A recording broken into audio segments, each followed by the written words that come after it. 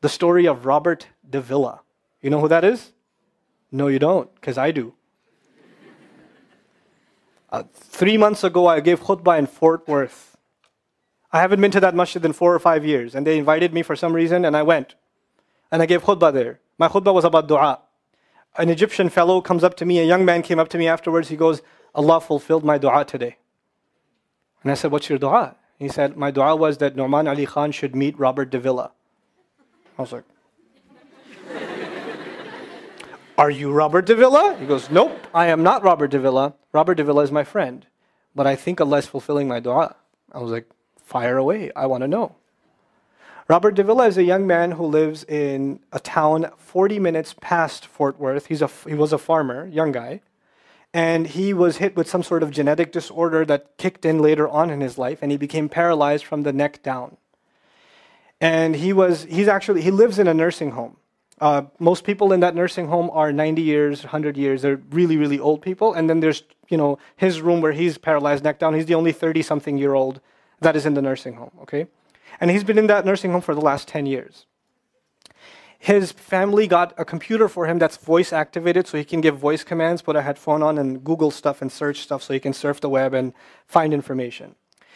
In his room, and by the way, staunch Christian family, the minister comes and prays for him every week and things like that. And his best friend was in the bed next to him. One of his best friends. He became best friends because he met him at the nursing home. This person was also paralyzed and he needed a new liver. Okay?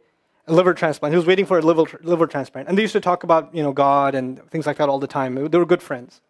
Finally, his best friend got a call that there's a donor available for the liver. So he's so excited. He goes, Robert, I'm going to miss you, but I'm going. I've got a donor. So they take his friend and they go into the operation, and his friend died at the operating table. Now his friend, who's also a Christian, the deceased friend, his sister, took one of the amulets of his friend, a crucifix, and she gave it as a gift to Robert. This is a reminder of your old buddy. So he hung it on the side of his hospital bed. Robert Davila lives a pretty decent life in there. The nurses take care of him. He's a happy guy.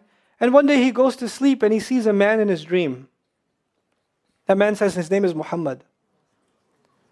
And he says, pointing at the crucifix, God did not send messengers so they would worship the messengers. God sent messengers so you could worship God. And Jesus was just a man. He walked in the markets and he ate food. He walked in the markets and he ate food, and the dream stopped. He only knows that Jesus was just a man. He knows there's a man named Muhammad that said that to him. He said that messengers came so people could worship God and not the messengers. This is all he knows. So he starts Googling Muhammad. He finds Islam. He takes Shahada.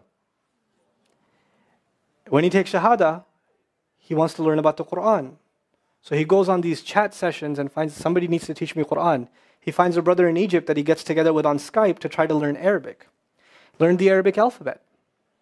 Once he learned the Arabic alphabet, he learned to recite the Quran. He memorized 10 surahs from his hospital bed. Then he said, I'm beginning to memorize the Quran, and I'm beginning to learn about this prophet, but I need to understand the Quran. So he starts Googling how to understand the Quran. And for some reason, he ends up on my videos. And he starts watching my stuff. And he watched almost everything. And then here's the kicker. In the nursing home, there was an Egyptian fellow that used to come in and do some repair work. The Egyptian fellow has his own awesome story. The guy had basically lost faith. He wasn't religious. The nearest masjid to him was 50 miles away. So he didn't really go to Jum'ah much anymore. But he felt a spiritual void, so he started going to the church just to feel closer to Allah. Raised Muslim. He goes to the church just to feel closer to Allah. He's passing by Robert's room one day and he hears وَالْعَصْرِ إِنَّ الْإِنسَانَ لَفِي خُسْرٍ. So he walks into his room and says, Robert, what are you listening to? Robert says, nothing. That was me.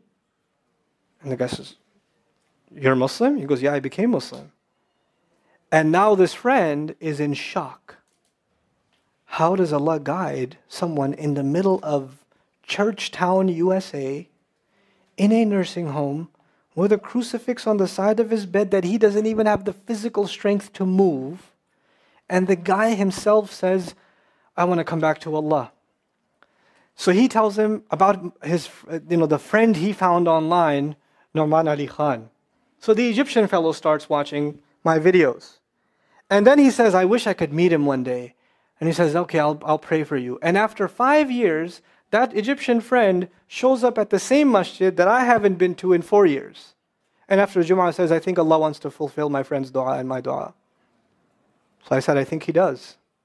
Let's go. So I took a few of us and we went. And we met with Robert. We had a beautiful conversation with him. And inshallah, for Eid, we're going to go to his nursing home again. The nursing home was pretty shocked. You're all here to meet Robert? He's like, yep. Why do you want to meet him? He's an inspiration. I'm like, okay, let me check if we can. And they had to call the hospice administrator and all this stuff. And then eventually let us in. And Robert's in shock. And then I meet with Robert, we're talking, and I was like, hey, Robert, so I heard you memorize some surahs. He says, yeah. Can you recite one for me? So he recited Surah Al-Asr. Not one of us was not crying. We're just in tears. When somebody turns to Allah, don't worry about the means. Guidance will come. Balance will come. I want to tell you some more about Robert because young guys are here. Young guys that play basketball. Young guys that are healthy. Young guys that have ambition. I told you what's his paralysis, from where to where? Neck down. He has a special wheelchair that has to hold pretty much every part of his body in place. He can't just sit in a wheelchair. It holds his neck and it holds every other part of his body in place because he has no control over his limbs. And he has to have a special van where the wheelchair locks in so that if it goes through a bump or whatever, he doesn't, receive the shock. So he made a request. He wants to go to the Friday prayer. They didn't have the special van, so they put him in a regular van. And so he went to the regular van and a few bumps and his spine got even more hurt. He went to Jumu'ah. He came back in excruciating pain.